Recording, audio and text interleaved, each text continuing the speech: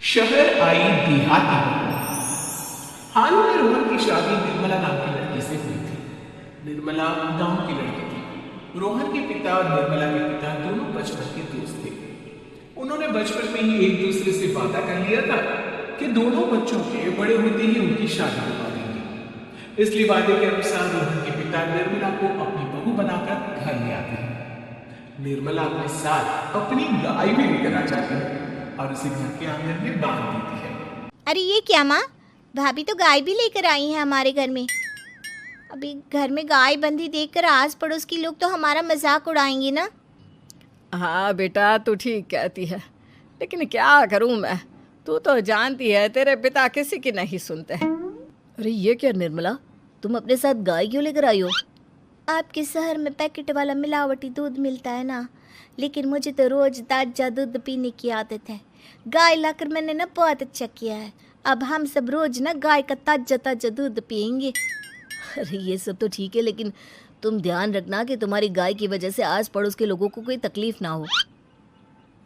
हाँ हाँ, मैं सब देख लूंगी, आप चिंता ना करें। कुछ दिन बीत जाते हैं। फिर एक दिन चल बहू, आज हमें बाजार से सब्जी खरीदने जाना है। उसके बाद सुनीता निर्मला को बाजार में ले जाती है। सब्जी की महंगी दाम देखकर निर्मला के तो होश उड़ जाते हैं। ये क्या माँ जी, 1000 रुपये की सब्जी, ये तो बहुत ही ज्यादा है। अब क्या करे बहू, शहर का तो यही हाल है। ना ना ना, मैं इस तरह पैसों की बर्बादी बर्दाश्त नहीं कर सकती। अब से ना हम इस बाजार से सब्जी नहीं खरीदेंगे। यहाँ फिर अगले दिन निर्मला घर के आंगन की मिट्टी खोद कर वहाँ तरह तरह की सब्जियां लगा देती है। अरे काव्या, तेरी भाभी तो बहुत अजीब है। उसने तेरे पूरे आंगन को खेत बनाकर रख दिया। मेरी समझ में नहीं आता तुम लोग इस लड़की को कहाँ से पकड़ कर लाए हो। अरे सब मेरे पिताजी का किया धरा है। सालों पहले अपने दोस्त से किए वादे के चलते उन्होंने उस गवार को हमारे गले बांध दिया। अरे तेरी भाभी सच में एक नंबर की गंवार है। उसे तो ढंग के कपड़े पहनने तक नहीं आते, ऊपर से उसने तेरे घर को गांव का तबेला बनाकर रख दिया है। उन औरतों की बातें सुनकर काव्या को बहुत बुरा लगता है। फिर वो अपने भाई रोहन से इस बात की शिकायत करने लगती है। रोहन निर्मला को समझाने की बहुत कोशिश करता है, लेकिन निर्मला के आगे उसकी एक नहीं चलती। फिर एक दिन रोहन निर्मला को एक शादी में ले जाता है। सभी मेहमान खाना खाने में व्यस्त थे। उधर रोहन भी अपने दोस्तों से गप्पे लड़ाने लगता है। तभी निर्मला तंदूरी चिकन के स्टॉल से ढेर सारे लेग पीस उठाकर अपने पर्स में डालना शुरू कर देती है। घर जाने के बाद इसे फ्रिज में रख दूंगी और कल सुबह मैं चीज सिखाऊंगी। फिर खाना खाने के बाद दोनों पति पत्नी वहां से जाने लगते हैं, लेकिन तभी दुल्हन का भाई उन्हें रोक लेता है। अरे ये सब क्या है? मैंने यहाँ खाना खाने के लिए सबको बुलाया था, खाना चोरी करने के लिए नहीं। तुमने पर्स में जो चिकन के लेग पीस छुपा रखे ना, चलो बाहर निकालो उन्हें।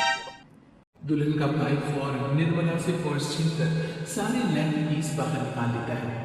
मैंने इतना खर्चा करके खाने पीने का इंतजाम किया है और तुम हो कि यहाँ से खाना चोरी करके ले जा रही हो। शर्म आनी चाहिए तुम्हें। वहां मौजूद सभी लोग निर्मला को भला बुरा कहने लगते हैं। अपनी बेइज्जती होती देख रोहन दुल्हन के भाई से माफी मांगकर निर्मला को घर ले आता है। निर्मला, आज तुमने सबके सामने मेरी नाक कटवा दी। आखिर तुम्हें चिकन के पीस चुराने की जरूरत क्या थी? मुझे माफ कर दीजिए रोहन जी। दरअसल ना, हमारे गांव में जब भी शादी होती थी तब मैं और मेरी सहेलियां इसी तरह शादी से ढेर सारा खाना लेकर आते थे। मुझे नहीं पता था कि मेरी इस गलती से आपकी इतनी बेइज्जती हो जाएगी। मुझे माफ कर दीजिए। आज के बाद ऐसी गलती कभी ना करेंगे। इतना कहकर निर्मला रोने लगती है। निर्मला को रोते देख रोहन का दिल पिघल जाता है और वो उसे माफ करके गले लगा लेता है। इस तरह कुछ दिन बीत जाते हैं। फिर एक दिन रोहन उदास होकर घर लौटता है। रोहन के कपड़े बुरी तरह फटे हुए थे।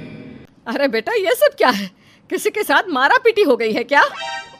नहीं माँ, आज हमारी जिंदगी का सबसे बुरा दिन है। म्यूनसिपालिटी वालों ने हमारी दुकान तोड़ दी। आज से हमारी आमदनी पूरी तरह बंद हो गई। हे भगवान, हमने तो किस्त पर ढेर सारा सामान ले रखा है। अब हम सारे सामान की किस्त कैसे चुकाएंगे? मेरी तो सोचने समझने की शक्ति ही खत्म हो गई। पता नहीं आगे हमें और कितनी मुसीबत झेलनी पड़ेगी। आप सबको ना चिंता करने की जरूरत ना है, मैं सब ठीक कर दूंगी। तो कहना क्या चाहती है बहू? हम ना बोल कर नहीं बल्कि करके दिखाएंगे। हाँ, उसके बाद निर्मला अपने पिता को फोन करके गांव से 5 गाय मंगवा लेती है और फिर अगले दिन निर्मला सभी गायों का दूध निकाल कर बड़े बर्तन में भर लेती है। तुम ये सब क्या कर रही हो निर्मला? मेरी तो कुछ समझ में नहीं आ रहा। हम ना इन गायों का दूध बेचने जा रहे हैं। उसके बाद हमारे पैसों की समस्या खत्म हो जाएगी। हे भगवान, बस यही दिन देखना बाकी रह गया था। भाभी दूध वाली बनकर दूध बेचेंगी तो मोहल्ले में इज्जत क्या रहेगी हमारी। सभी लोग हमें तरह तरह के ताने मारेंगे। आप ना ऐसी बेकार की बातें ना करो काव्या जी। जब जेब का पैसा और पेट की रोटी छिन जाती है तो इंसान पहले अपने और अपने परिवार के बारे में सोचता है।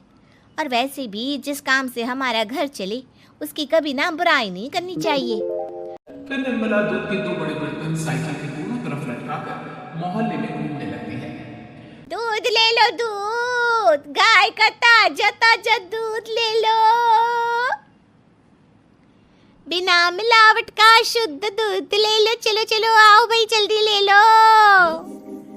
तभी निर्मला के पास कुछ औरतें आती हैं। अरे तुम तो सुनीता की बहू हो ना? तुम इस तरह सड़क पर दूध क्यों बेच रही हो? निर्मला उन दोनों औरतों को अपने घर के हालातों के बारे में सब बता देती है। देखिए, मैंने ना अभी अभी गाय का ताजा दूध निकाला है। आप सब तो रोज पैकेट का दूध पीती हो, आज गाय का ताजा दूध पी कर देखिए, इसकी ना बात ही कुछ और है। हाँ बहू, मुझे तुम्हारी बात समझ में आ गई। लाओ, मुझे 2 लीटर दूध दे दो। उस औरत की देखा देखी बाकी औरतें भी निर्मला से दूध खरीदना शुरू कर देती है। थोड़ी ही देर में निर्मला सारा दूध बेचकर ढेर सारे पैसे इकट्ठे कर लेती है। उसके बाद निर्मला घर जाकर सारे पैसे अपनी सास को पकड़ा देती है। अरे बहू, इतने सारे पैसे! सच में तेरा आइडिया तो काम कर गया। अरे माँ जी, आप तो बस देखती जाइए, कुछ ही दिनों में मैं अपने घर की सारी समस्या खत्म कर दूंगी। हाँ, फिर अगले दिन से निर्मला गाय के गोबर से ढेर सारे डिब्बे तैयार करके बेचना शुरू कर देती है। निर्मला को पैसे कमाते देख रोहन के अंदर भी हिम्मत आ जाती है और वो भी दूध बेचने का फैसला करता है। निर्मला के कहने पर उसके पिताजी कुछ और गायों का बंदोबस्त कर देते हैं। इस तरह दोनों पति पत्नी मिलकर दूध बेचना शुरू कर देते हैं। कुछ ही महीनों में उनका दूध का व्यापार खूब फल फूल जाता है। इसके चलते रोहन एक बड़ी दूध की डेयरी भी खोल लेता है। पिताजी, जब आपने निर्मला से मेरी शादी करवाई थी तब मैं मन ही मन आपको कोसा करता था, लेकिन आज मेरी समझ में आया कि आपका फैसला बिल्कुल सही था। आज अगर निर्मला ना होती तो पता नहीं हमारा क्या हाल होता। हाँ बेटा, तू ठीक कहता है। हमारी बहू ने तो हमें उजड़ने से बचा लिया। भगवान ऐसी बहू सबको दे। इस तरह निर्मला की समझदारी के चलते सब कुछ ठीक हो जाता है और वो सभी हंसी खुशी अपना जीवन जीने लगते हैं।